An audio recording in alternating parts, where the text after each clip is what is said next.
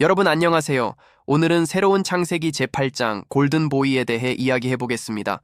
금메달의 무게가 얼마인지 아시나요? 대략 200g 정도 됩니다. 올림픽에서 금메달을 목에 거는 순간 그 200g은 영광의 무게가 되죠. 하지만 오늘 우리가 만날 주인공에게 그 200g은 전혀 다른 의미를 가집니다. 그것은 평생 벗어날 수 없는 족쇄의 무게였습니다. 실패할 수 없는 삶에는 진정한 승리도 없었다. 이 한 문장이 오늘 이야기의 모든 것을 담고 있습니다. 유전자 편집 기술이 상용화된 21세기 중반 5억 원짜리 프리미엄 라이프 디자인 패키지로 태어난 한 소년의 비극을 통해 우리는 인간의 가치란 무엇인지, 그리고 자본주의가 생명공학과 만났을 때 어떤 디스토피아가 펼쳐질 수 있는지 함께 생각해 보겠습니다.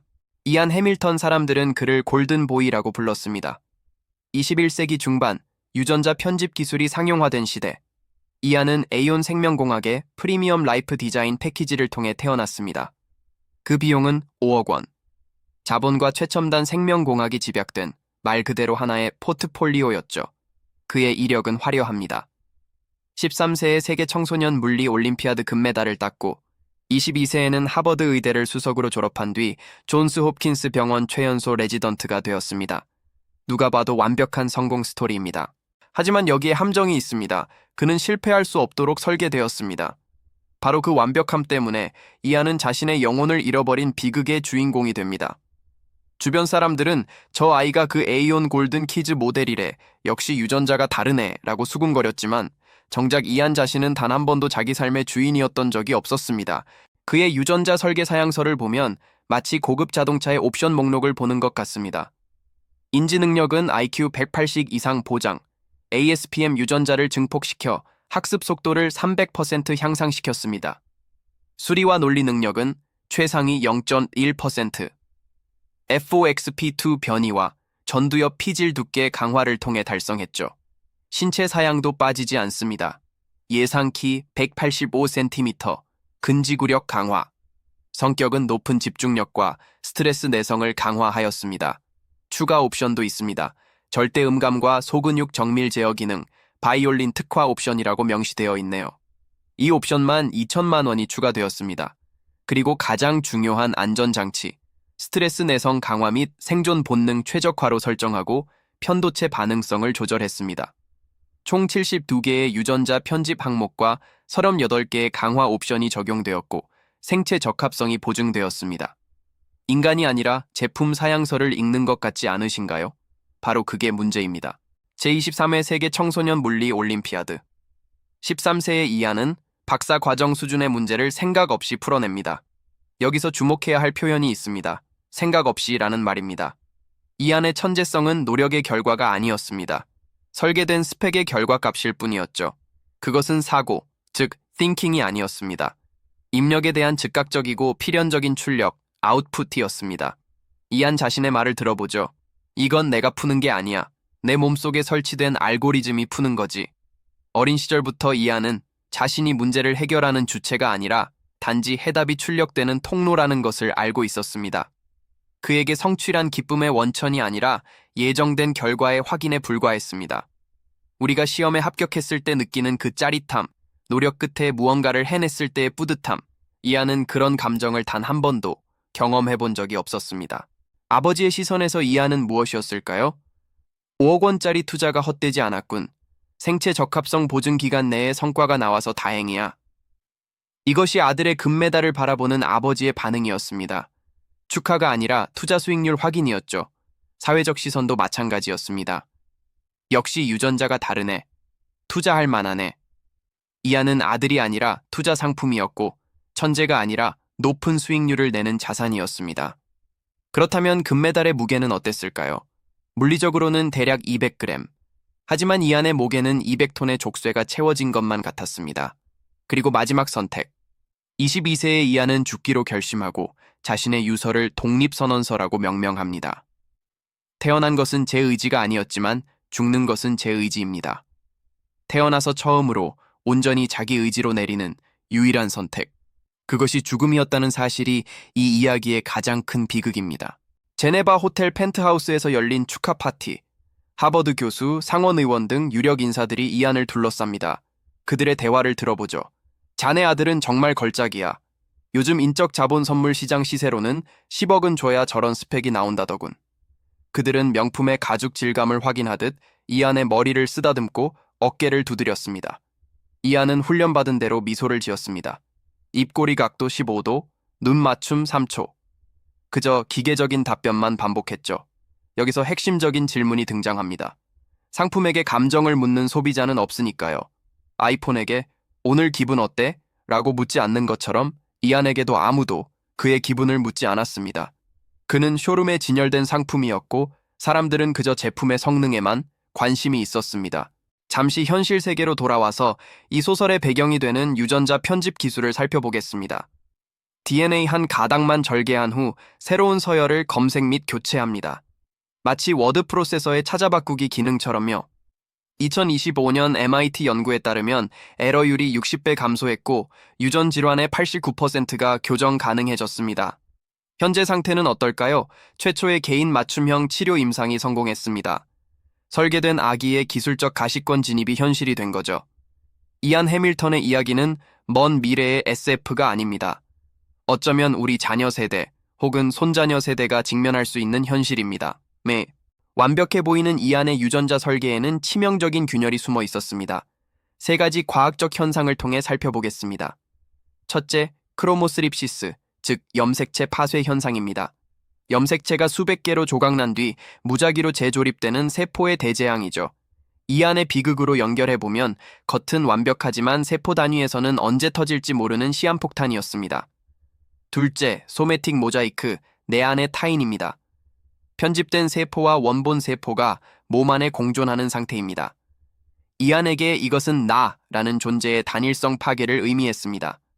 뇌는 천재인데 심장은 평범한 유전자, 존재론적 현기증의 생물학적 실체였죠. 셋째, 다면 발현 연쇄, 즉 필레이오트로픽 캐스케이드입니다.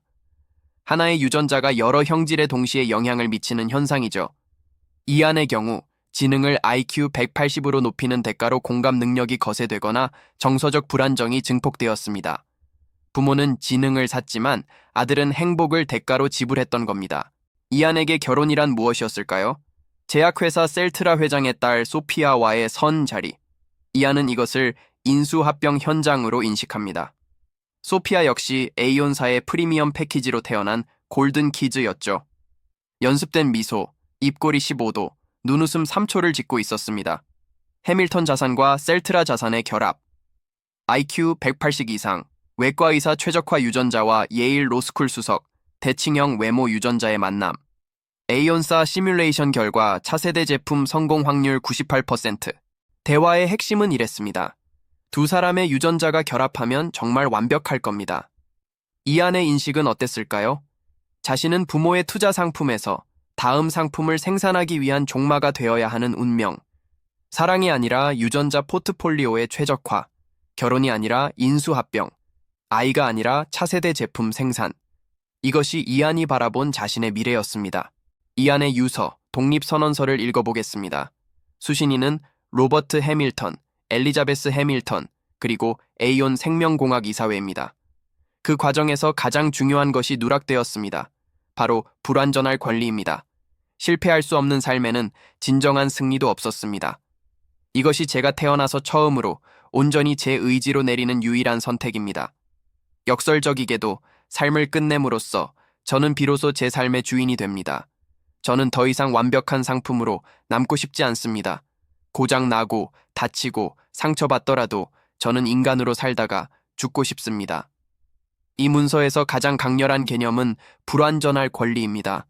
우리는 보통 완벽함을 추구하죠. 하지만 이안은 깨달았습니다.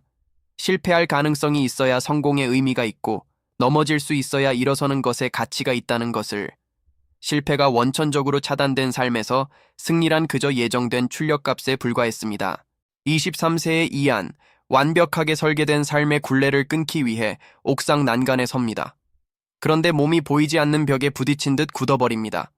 발이 떨어지지 않고 손이 난간을 움켜쥡니다.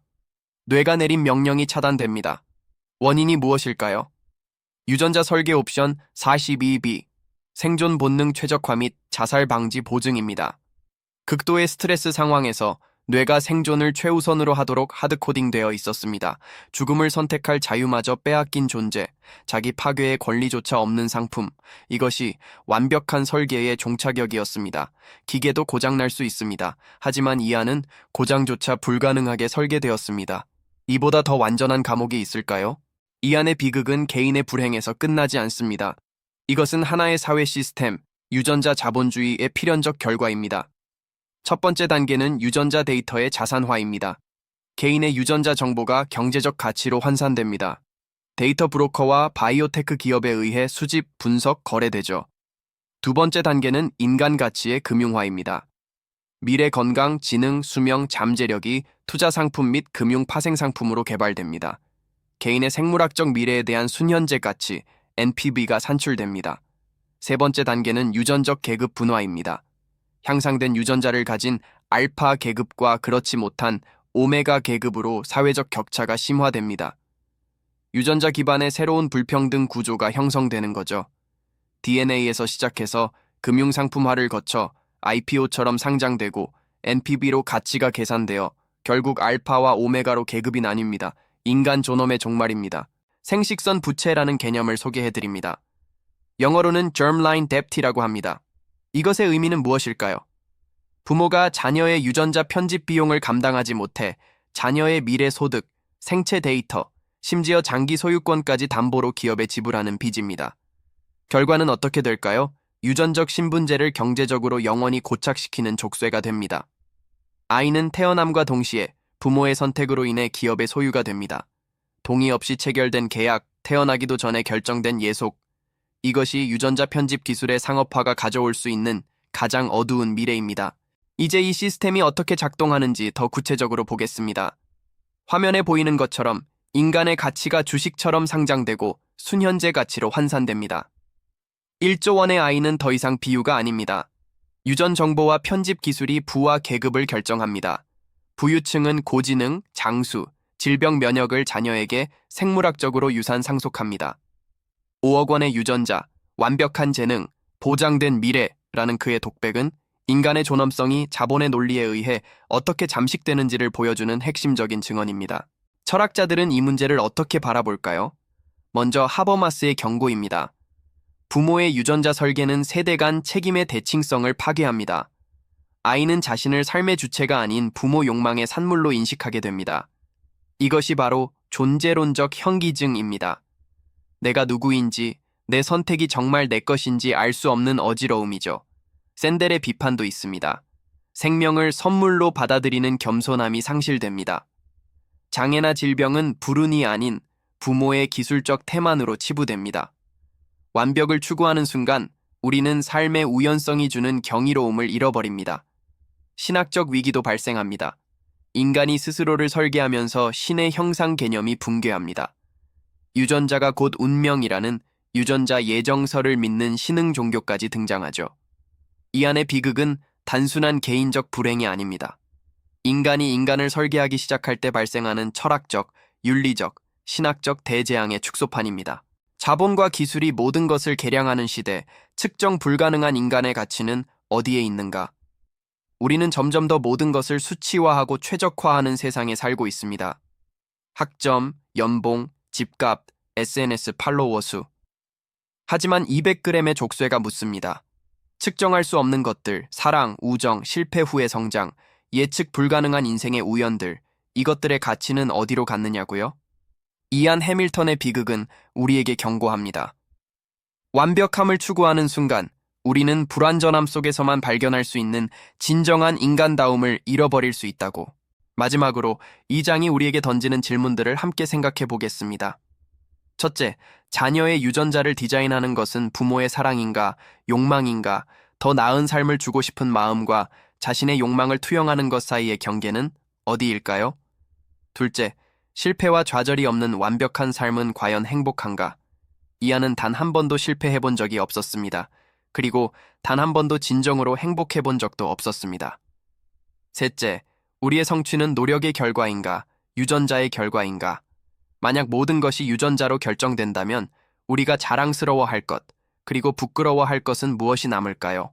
이안의 마지막 독백으로 마무리하겠습니다. 나는 불량품이 되고 싶어. 완벽하게 설계된 존재가 가장 갈망한 것은 불완전할 자유였습니다. 어쩌면 그것이 인간다움의 본질인지도 모르겠습니다. 새로운 창세기 문피아에서 연재 중입니다. 시청해주셔서 감사합니다.